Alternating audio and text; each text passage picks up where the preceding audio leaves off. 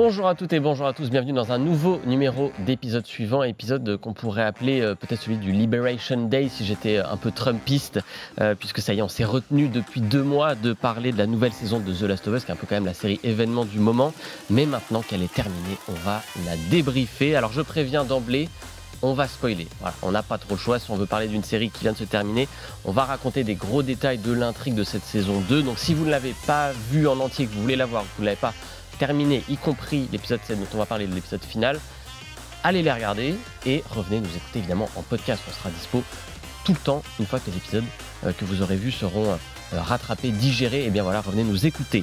Pour spoiler, donc sans limite, avec moi aujourd'hui 2 invités. Tout d'abord Emma Pérou. Salut Emma. Salut. Emma, je suis ravi de te recevoir. Tu es la rédactrice en chef de Naughty Dog Mag. Pour ceux qui ne connaissent pas, c'est un site qui est dédié à l'actualité des jeux du studio Naughty Dog, qui a donc fait les jeux The Last of Us et d'autres jeux aussi. Voilà, c'est un des grands studios américains. Bienvenue sur le plateau. Merci à vous de m'accueillir surtout. Et bien avec plaisir. Et en face de toi, c'est un habitué. Lui, par contre, c'est Sylvain Trinel. Salut Sylvain. Bonjour. Journaliste à Tech & Co, faut-il le préciser encore. Gamer. Oui. Sur ton temps perdu, accro aux plateformes de streaming, sur ton temps perdu. Oui, tout à fait. Beaucoup de temps perdu. Oui, c'est ça. Et donc, l'invité parfait, forcément, pour parler d'une adaptation de jeux vidéo comme The Last of Us. Vous avez donc tous les deux vu la saison 2, mais l'avez-vous aimé? Qu'avez-vous à en dire? C'est le débat de la semaine.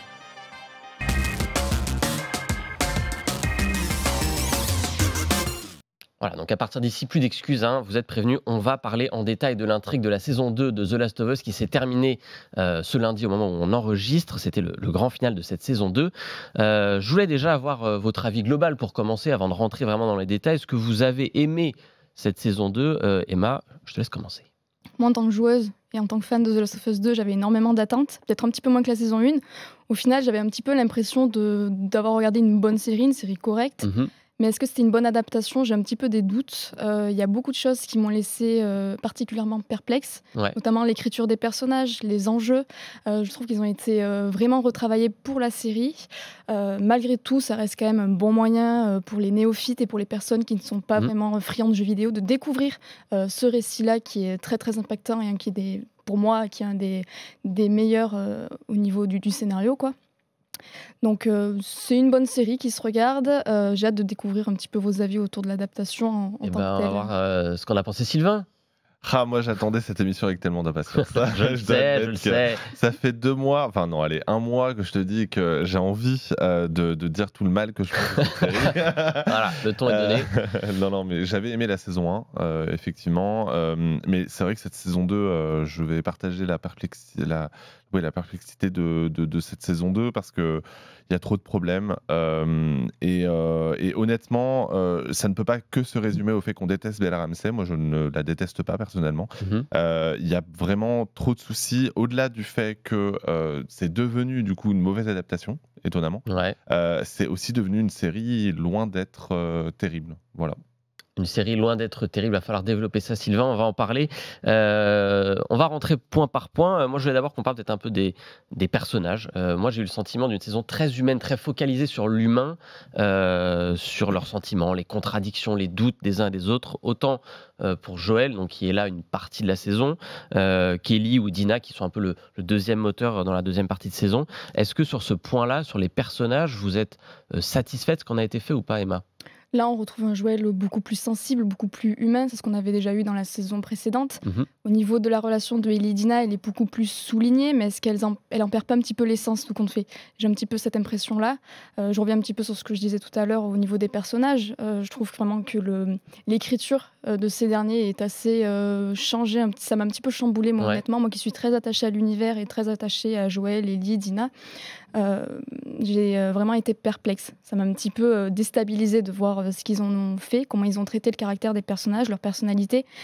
Au-delà du scénario et tout, vraiment les personnages jouent un rôle très très important, un rôle majeur dans l'œuvre. Donc un petit peu perplexe sur les personnages. Il y a un truc qui fait la différence avec les jeux Naughty Dog, c'est le chit-chat que vont avoir les personnages dans le jeu vidéo pendant qu'on est en train de se balader pour remplir un peu le vide ambiant.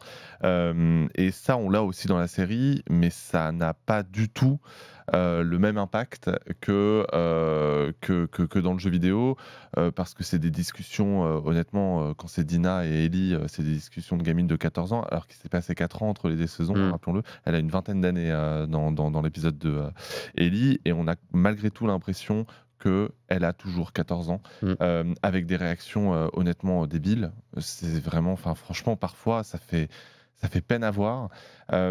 Et moi aussi, j'avais énormément aimé le deuxième épisode. Pour moi, c'est vraiment un chef-d'œuvre du jeu vidéo. Hein. C'est un des meilleurs jeux qui existent. C'est une réalité.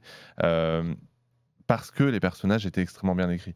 Là, j'ai absolument pas retrouvé cette qualité-là. Joël fait la différence parce que l'acteur, malheureusement, on va devoir s'en passer. Mais c'est peut-être ça le problème, c'est qu'il y avait trop de pression sur le dos des scénaristes pour faire en sorte qu'au-delà donc de la mort de Joël, il y ait une place une place de qualité laissée pour les autres personnages. Et c'est vrai que voilà, le traitement du personnage d'Ellie, c'est pas possible. Enfin, vraiment, au-delà du fait que Bella Ramsey, qui est sans doute une excellente actrice, et elle l'était dans Game of Thrones, n'est pas une bonne actrice dans la saison 2 de The Last of Us, elle l'était dans la saison 1. Je pense que le personnage n'est plus fait pour elle. Au-delà, physiquement, déjà, ça ne fonctionne pas. Je suis désolé, c'est comme ça. Et l'écriture est une catastrophe. Enfin, vraiment, il y a des moments où j'aurais pu faire le jeu à boire à chaque fois que c'était cringe, et je pense que j'aurais été bourré à la fin de l'épisode, tellement... Évidemment, on n'incite pas à la boisson sur ce plateau, mais effectivement, il y a un bingo qui aurait pu être fait. Emma, tu es d'accord avec ça? Bella Ramsey fait pas une bonne Ellie? Je rebondis un peu sur ce que tu as dit, j'ai été peinée aussi de voir, c'est vraiment un personnage qui compte beaucoup pour moi, et j'attendais beaucoup de l'adaptation. Je me suis dit, je vais faire découvrir à mes proches mon jeu préféré, ils n'y ont pas joué. Du coup, je me suis dit, bon, ça va être une bonne opportunité pour eux de découvrir ce dont je parle depuis 5 ans maintenant. Et quand j'ai vu le traitement du personnage d'Ellie, au début, je me suis dit, mais non. Et j'étais déçue épisode par épisode, surtout les premiers. Je me suis dit, bon, ils font ça pour une raison, on va savoir petit à petit où est-ce qu'ils veulent nous amener. J'ai fini la saison 2, je ne sais toujours pas. Mais c'est encore plus criant dans l'épisode du musée, où tu as Joël qui est un flashback, donc où elle a de nouveau 14 ans ou 15 ans, je dirais. Et en fait, tu te rends compte que c'est exactement le même personnage. Et alors que, justement, tout ce qui fait la sincérité du récit du deuxième jeu, c'est de ce moment-là, c'est un des passages les préférés des fans, parce que ça nous permet de revenir dans l'ambiance de l'épisode 1. Là, non, en fait, parce que c'est la même chose. Ça aurait pu se passer la veille de leur excursion à Seattle. Il n'y a pas ce contraste, en fait. Il n'y a pas du tout ce contraste. Effectivement, la saison 1 était peut-être plus facile à adapter pour les personnages, parce que c'était assez linéaire. On était avec un duo assez classique de la science-fiction apocalyptique, à savoir un adulte, un enfant, qui vont vers un but établi dès le départ. C'est un road trip. Il se trouvait que la fin était un peu particulière pour ce genre d'histoire, mais bon, là, la 2, il y a une complexité narrative, et c'est aussi ça, moi, ça fait aussi, je suis un peu comme toi, ça fait des années que je dis à tout le monde autour de moi qui n'a pas joué au jeu, je dis c'est vraiment le meilleur scénario, tout média confondu, que moi j'ai pu voir. Après, le fait que ce soit un jeu, c'est très immersif, donc ça joue. C'est vrai que là, on n'a pas l'impression de la complexité, quoi. On retombe dans on l'a dit, des personnages un peu enfantin pour certains, un peu stéréotypé pour d'autres. On peut penser à Jessie, qui est un peu monolithique, qui ne sert pas à grand chose. Même Tommy, finalement, qui est un peu une figure qui se développe dans la deuxième partie du jeu. Bon, là, oui, on le voit un peu au début dans le camp, mais il est un peu effacé. On se raccroche tellement qu'à Joël, finalement, qui est un peu Est-ce que c'est Pedro Pascal qui fait ça? Peut-être. Mais Joël, justement, c'était un peu l'une des grosses attentes qu'on avait, on va y venir, avec donc la mort terrible de ce personnage qui arrive donc dès l'épisode 2, qui est un peu le démarrage du jeu aussi. Vous attendiez forcément ce moment. Qu'est-ce que vous avez pensé de la mise en scène de cette exécution terrible? Le moment, fallait qu'il arrive. Je pense que les néophytes, ça a dû être un gros choc pour eux, surtout en début de saison comme ça. Donc oui, je m'attendais à le voir, moi, vers les premiers épisodes, vers les premières heures. Au niveau de la mise en scène, il y a des choses à dire quand même. Faut pas toujours comparer avec le jeu, je suis totalement d'accord. Mais quand même, au niveau de la mise en scène dans le jeu, vous avez une colorimétrie hyper froide. Là, au final, dans la série, on laisse de la place à des tons chaleureux, des tons chauds. C'est lumineux. En fait, je trouve qu'on perd du drame. Et ce qui est censé faire la force du jeu, c'est cette scène qui est pour moi l'une des plus importantes, voire la plus emblématique, celle qui fait l'histoire du jeu. Au final, on se retrouve avec aucune...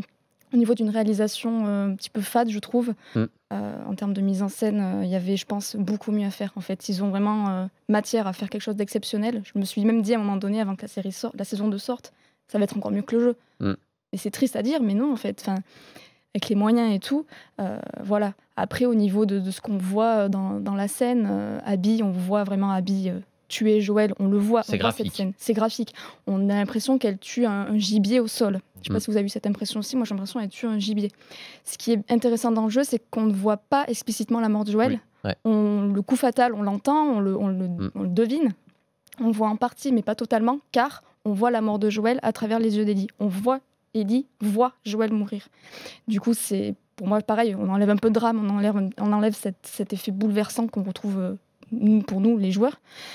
Il y a quand même un sacré écart entre l'impact du jeu et l'impact de la série à mon goût. Sachant qu'il y a un choix, Sylvain, qui a été fait dans cet épisode, qui est pour le coup peut-être la plus grosse liberté narrative qui a été prise dans toute la saison avec le jeu, c'est que l'épisode est mis en parallèle avec un assaut assez monumental, je peux le dire, de désinfecter, une horde d'infectés qui s'en prend au camp de Jackson, qui a été mis dans le même épisode. C'est-à-dire qu'en parallèle, on a double tension sur la scène la plus importante. C'est ça, et je pense que c'est ça qui pose problème en vérité. C'est pourquoi ajouter des choses, ajouter quelque chose d'aussi important, alors qu'en vrai, sans vouloir absolument une adaptation plan pour plan, cette séquence n'avait pas besoin d'un compagnon pour être encore plus impactante. L'assaut, c'était vraiment une bonne idée, mais il aurait pu fonctionner en épisode 3 ou en épisode 1. Ça, quoi. Et on en parlera un petit peu plus tard pour parler des changements par rapport au jeu, mais moi je m'attendais effectivement à ce que du coup, je me suis dit, bon ok, ils veulent ajouter ça, pas de problème, et pourquoi pas après tout, mais du coup ça veut dire qu'ils vont développer le village.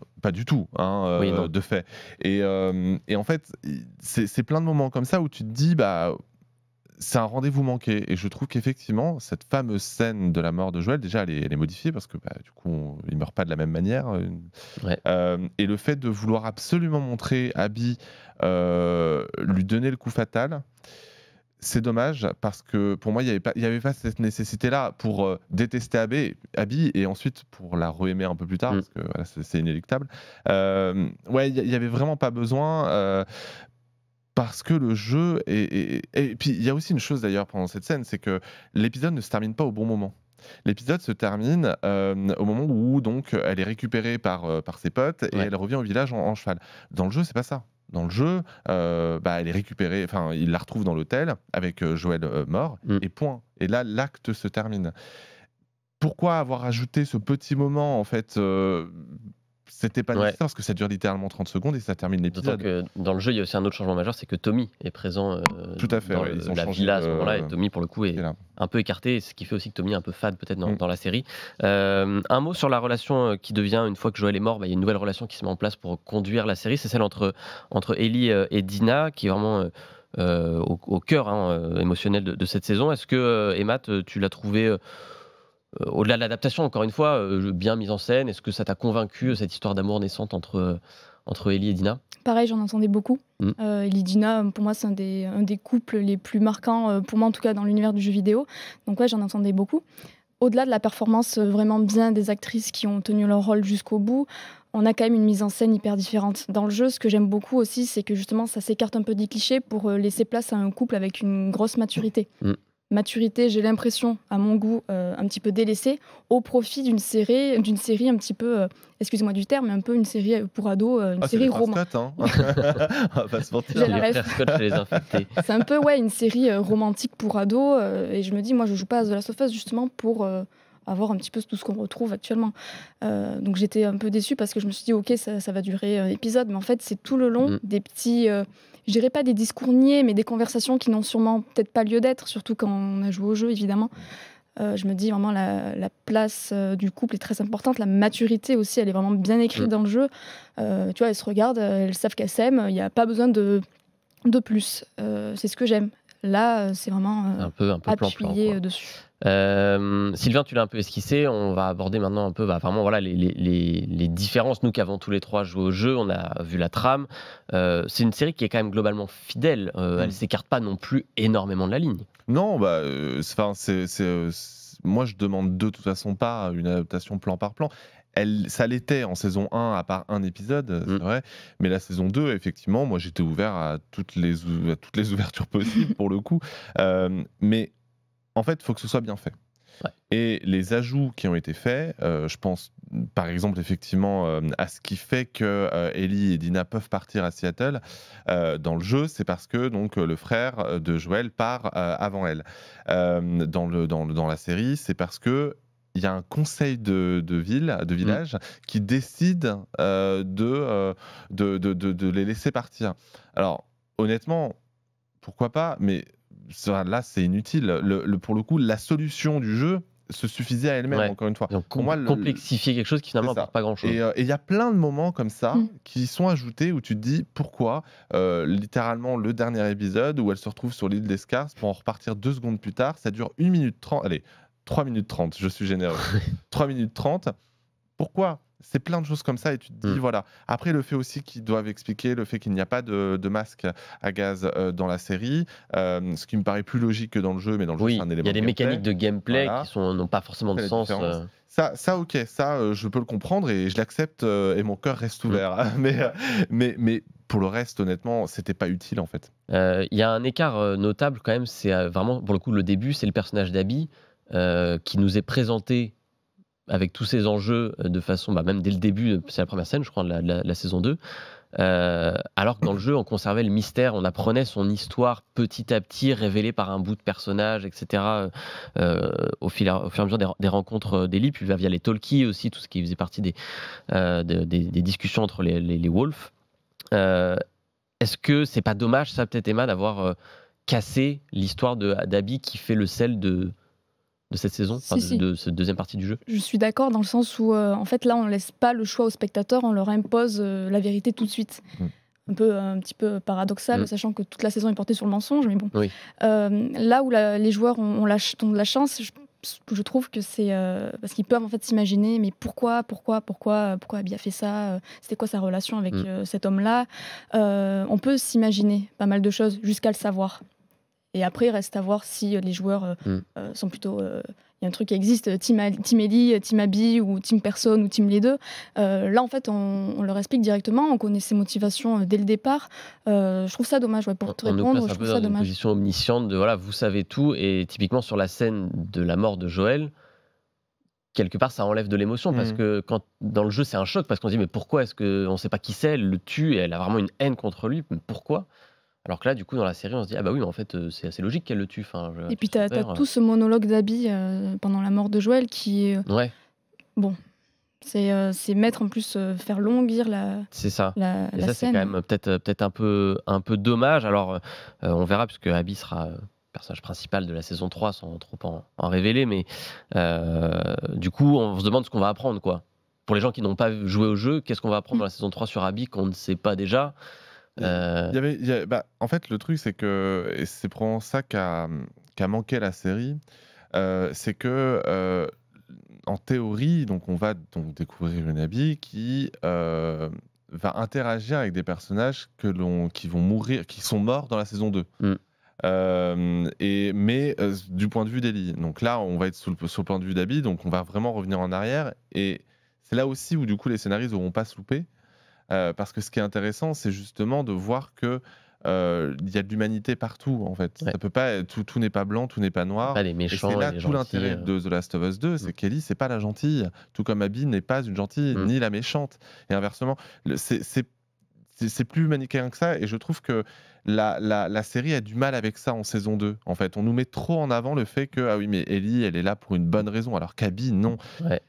Et je voulais juste revenir vite fait sur un petit changement, c'est la psychiatre. Vous vous souvenez de ce personnage qui est donc c'est un personnage inédit, qui n'existe pas dans le jeu, effectivement. Qui n'existe pas. Moi, je me suis dit pourquoi pas, ça peut amener un peu de profondeur à Joël. Pas du tout, le personnage ne sert à rien. Non, à part boire de l'alcool en permanence. C'est ça, et être vraiment une piètre psychiatre. Enfin voilà, c'est des petites choses comme ça qui auraient pu apporter de l'émotion là où, parce que le jeu peut l'apporter d'une autre manière, la série n'y arrive pas. C'est dommage qu'en plus Catherine O'Hara est quand même une très bonne actrice. Moi, c'est un personnage qui m'a, pour le coup, ça m'a convaincu. En fait, je trouve que la série, elle fonctionne quand elle fait de gros changements par rapport au jeu, mais des gros changements. Je pense notamment à l'épisode de la saison 1 avec Bill et Frank. Je pense au personnage de la psychologue. Je pense aussi au traitement du personnage de Seth. Voilà, en fait, c'est pour moi, qui sont de gros changements parce que vraiment inédits totalement par rapport au jeu. Et quand ils essayent un petit peu, pour reprendre tes termes, complexifier ce qui a déjà été fait pour apporter leurs pattes, je me dis non. Enfin, au pire, fais du copier-coller dans ces moments-là et prends fais de gros changements sur des scènes extérieures, quoi. C'est là, je trouve que c'est un petit peu l'enjeu de la série. Je pense qu'elle a un petit peu de mal à s'écarter véritablement du jeu et quand elle le fait pas très bien, je trouve. Donc on a beaucoup parlé de l'émotion des personnages. Moi, il y a un point quand même qui me semble important d'évoquer dans The Last of Us. Moi, il y a eu beaucoup d'émotions dans cette saison, mais moi, j'ai pas eu de frisson. J'ai pas eu peur. Alors, je connais l'histoire, donc je sais qui va mourir ou quoi quand je le regarde, mais j'ai pas eu foncièrement peur. Il y a quasiment pas d'infectés. En tout cas, très peu dans les rues. Il y a effectivement cette énorme horde au début, mais qui est impersonnel, qui ne représente pas un danger imminent pour les personnages. Il y a très peu de combats dans cette série. Ellie ne tue quasiment personne, je crois, au corps à corps, alors que c'est vraiment pour le coup l'essence même du jeu, qu'elle s'infiltre et qu'elle tue de façon assez sauvage. C'est souvent un coup de couteau dans la gorge, de flèches multiples, etc. Est-ce que ça enlève pas aussi un peu le sel, quoi? Du coup, on n'est pas du tout dans une série angoissante, on n'est pas pris aux tripes, il n'y a pas de danger pour les personnages. Moi, j'ai trouvé ça un peu dommage, peut-être, Sylvain, toi? De toute façon, je le disais avant qu'on démarre cette émission, c'est vrai que le jeu n'a jamais été présenté comme un jeu d'horreur. Ouais. Alors, d'accord, très bien. Quand tu joues, ça l'est. Voilà, quand tu joues, ça l'est. Mais pour autant, ça n'empêche pas qu'il y ait quand même un petit peu d'horreur. Je veux dire, de toute façon, il y a des infectés.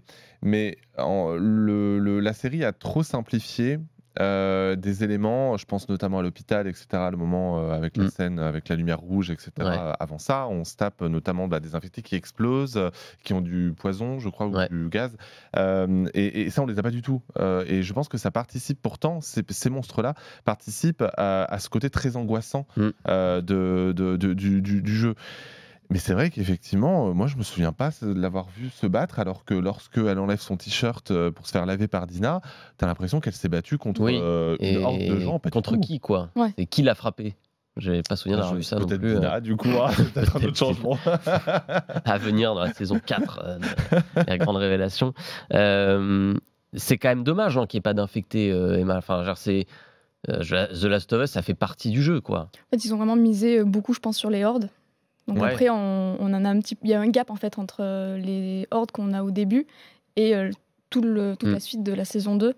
Ça peut être, je pense, peut-être compris dans le sens où The Last of Us 2, ils mettent beaucoup l'accent aussi sur ils disent que le danger, ce n'est pas forcément l'infecté, c'est pas forcément ces monstres que l'on voit, c'est aussi les hommes. Et là où je trouve par contre que la série est pas trop mal, c'est qu'ils ont bien réussi en fait à introduire les différentes factions.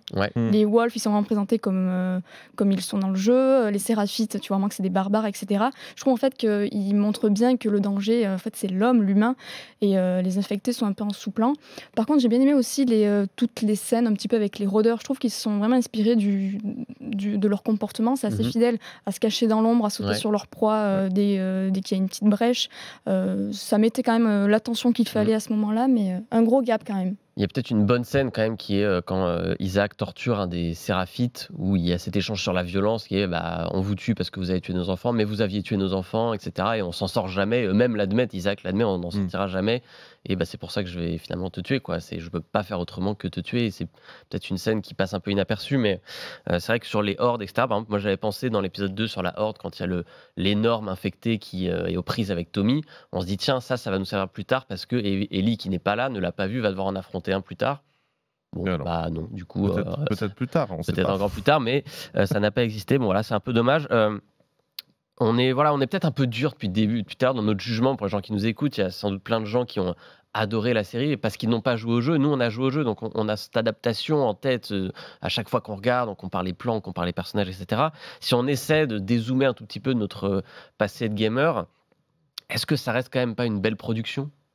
Je pense que, même en n'ayant pas fait les jeux, je ne pense pas qu'on puisse décemment dire que cette saison 2 a été une excellente saison. Et de toute façon, le meilleur moyen de le voir, c'est les audiences. Et les audiences ont dégringolé entre l'épisode 1 de la saison 2 et le final. Divisé quasiment par 3, quasiment. Ouais, c'est ça.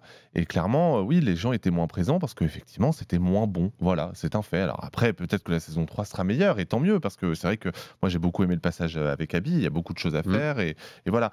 Mais... je vais prendre l'exemple mais qui va encore plus déstabiliser les gens, parce qu'ils ne retrouveront aucun des personnages principaux. C'était aussi la difficulté d'adapter cette saison 2, c'est que Joël n'est plus là. En saison 3, Ellie sera très peu présente. Ouais.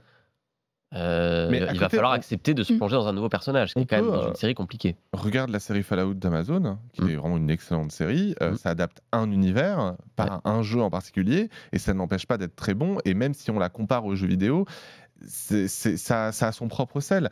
Voilà, c'est le problème de The Last of Us. Ils ont voulu sticker en saison 1 sur toute l'intégralité du récit.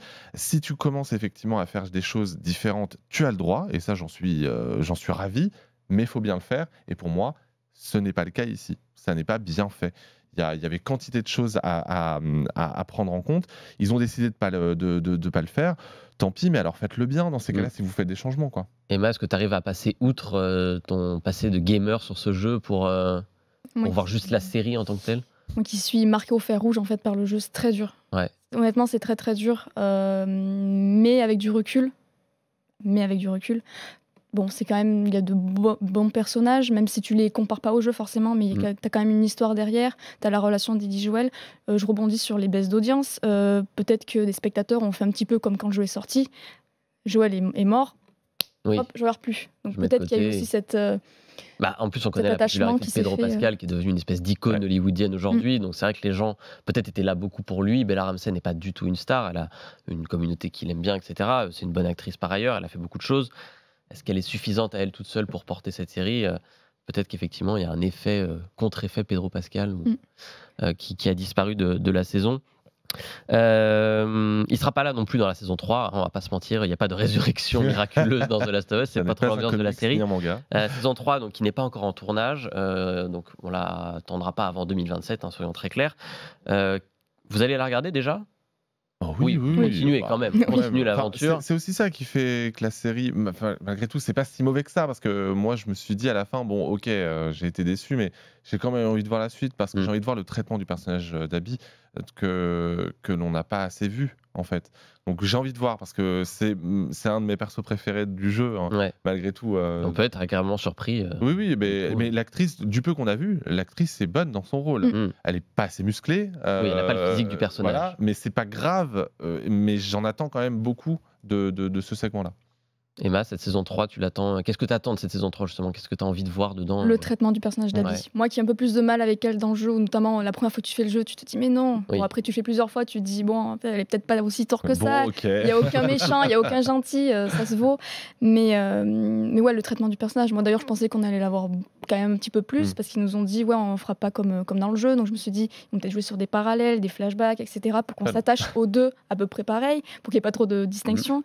Au final, on n'a pas eu ça. Donc ouais, j'en attends beaucoup du personnage d'Abby dans la saison 3. Eh ben, on verra si vos attentes sont exaucées, si vos vœux sont exaucés. Pour ça, il faudra attendre donc 2027. Mais en attendant, il y a plein d'autres séries à regarder. On va clore ce débat sur la saison 2 de The Last of Us. On va passer aux séries de la semaine.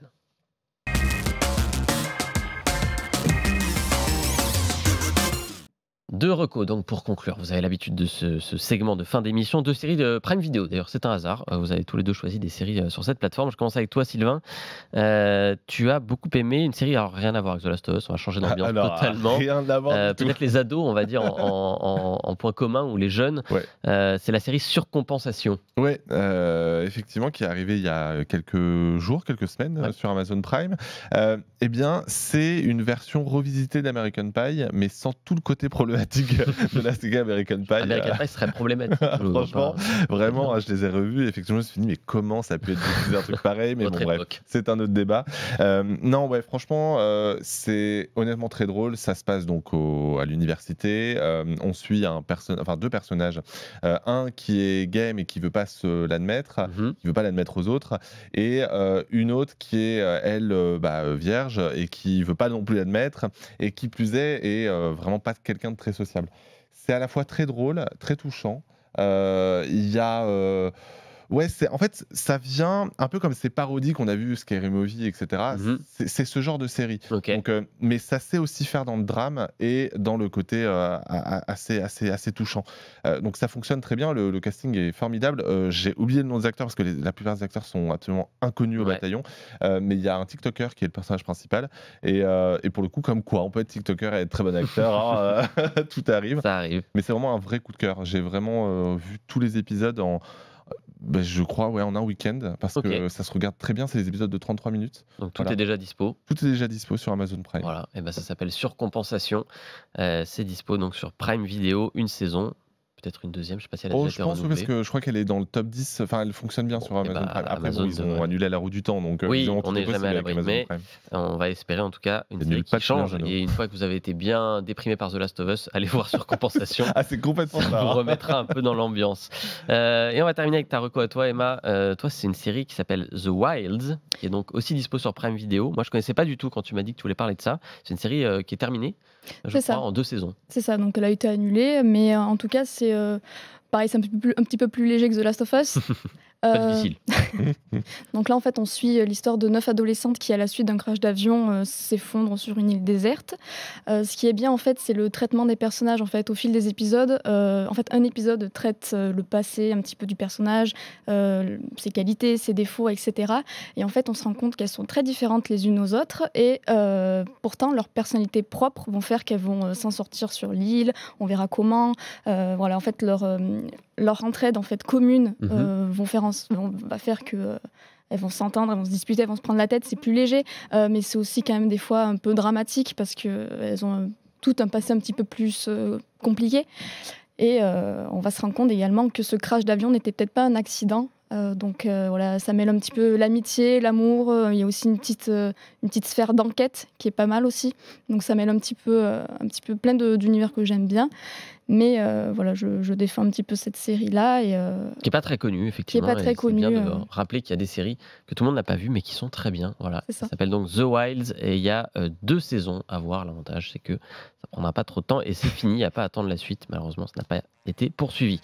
Merci beaucoup, Emma, pour cette reco. Je rappelle qu'on peut te lire et t'écouter sur le site de Naughty Dog Mag. On y parle beaucoup de The Last of Us, bien sûr, mais évidemment. Pas que. C'est vraiment le site pour suivre l'actu des jeux du studio Naughty Dog. C'est aussi les franchises Uncharted, pour ceux qui aiment les jeux d'aventure, Crash Bandicoot pour ceux qui sont là depuis plus longtemps, Jack et Dexter aussi, je crois. Voilà, pas mal de franchises cultes quand même. Et merci Sylvain, habitué, genre cette Tekenco, évidemment la division tech de BFM. On te lit sur le site et on peut t'écouter avec un podcast qui arrive, Sylvain. Oui, qui arrive dédié à la Switch, car vous n'êtes pas sans savoir que la Switch 2 va sortir dans les tout prochains jours. Voilà. Pour la Switch, il faut écouter Multijoueur, c'est l'émission de Melinda. Exactement, mais qui est enregistrée juste après nous d'ailleurs. Mais en tout cas, vous pourrez découvrir en 3 épisodes toute la saga de la Nintendo Switch, le succès de cette console jusqu'au lancement de la Switch 2. Et on a aussi une version vidéo qui sera sur la chaîne YouTube de Tekenco, notamment sur bfmtv.com. Et là aussi, on revient en détail sur toute cette histoire qui est quand même assez fabuleuse. Effectivement, avec des chiffres de vente fous. Absolument fou. Des jeux géniaux. On a hâte de voir ce que la Switch 2 nous donnera. En attendant, c'est un podcast qui arrive donc bientôt sur notre site Tekenco BFM. Merci à tous de nous avoir suivis. J'ai été ravi de pouvoir faire cette émission sur The Last of Us. Voilà, une bonne chose de faite. L'émission, si vous l'avez ratée, si vous voulez la revoir ou quoi, elle est en podcast, elle est en replay partout sur notre site, vous avez l'habitude. Et moi, je vous dis à très vite, à la semaine prochaine même, pour l'épisode suivant.